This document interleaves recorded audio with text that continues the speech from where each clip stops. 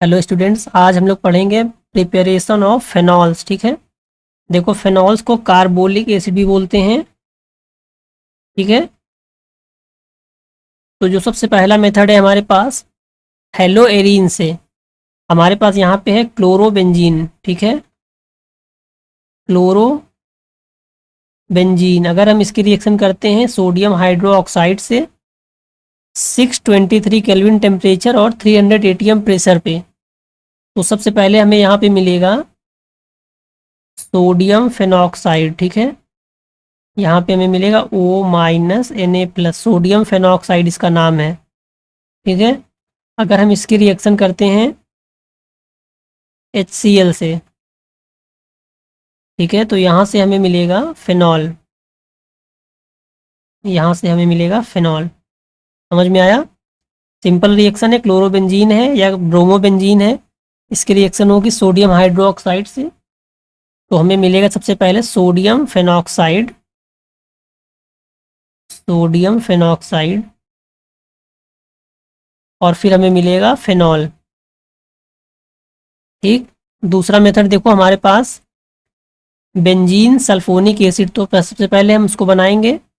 तो देखो, बेंजीन की रिएक्शन हम करेंगे ओलियम से। ओलियम देखो क्या होता है, बेंजीन की रिएक्शन करेंगे H2SO4.SO3, इसको बोलते हैं ओलियम। इसकी रिएक्शन करेंगे तो हमें मिलेगा यहाँ पे बेंजीन सल्फोनिक एसिड।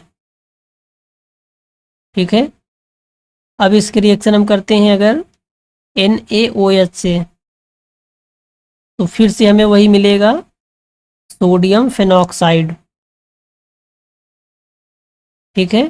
फिर इसकी रिएक्शन करेंगे HCl से, तो हमें मिलेगा फिनॉल, जो हमने अभी पहले पढ़ा है। ठीक।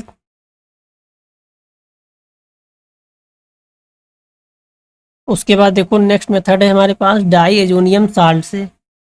तो अगर हम एनिलीन की रिएक्शन करते हैं नाइट्रस एसिड NaNO2HCl से, तो हमें मिलता है डाई एजोनियम साल्ट।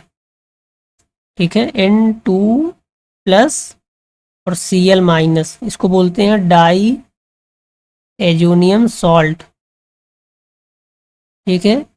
अगर हम इसकी रिएक्शन करते हैं H2O से और हीट करते हैं तो हमें मिलेगा फिनॉल। ठीक। ये बहुत ही ज़्यादा इम्पॉर्टेंट है, इसको ध्यान रखना है। उसके बाद देखो हमारे पास फोर्थ मेथड है क्यूमीन। क्यूमीन होता है आइसोप्रोपिल बेंजीन। देखो, बेंजीन पे आइसोप्रोपिल ग्रुप लगा हुआ है। ठीक है, तो ये है क्यूमीन। अगर हम क्यूमीन का ऑक्सीडेशन करते हैं तो देखो यहाँ पे हमें मिलेगा क्यूमीन हाइड्रोपरऑक्साइड। यहाँ पे मिलेगा क्यूमीन हाइड्रोपरऑक्साइड। ठीक। फिर हम अगर इसकी रिएक्शन कर देते हैं H+ और H2O से, तो हमें यहाँ पे मिलेगा फिनॉल और कीटोन। फिनॉल और कीटोन। ठीक है, ये हमारा फोर्थ मेथड है फ्रॉम क्यूमीन। इसमें ये जो कीटोन है ये बाई प्रोडक्ट है, इसकी हमें ज़रूरत नहीं थी, लेकिन ये भी बनता है। ठीक है, और ये फिनॉल तो बनता ही है। समझ में आया? ये हमारे 4 मेथड हैं NCERT में प्रिपरेशन ऑफ फेनॉल्स के।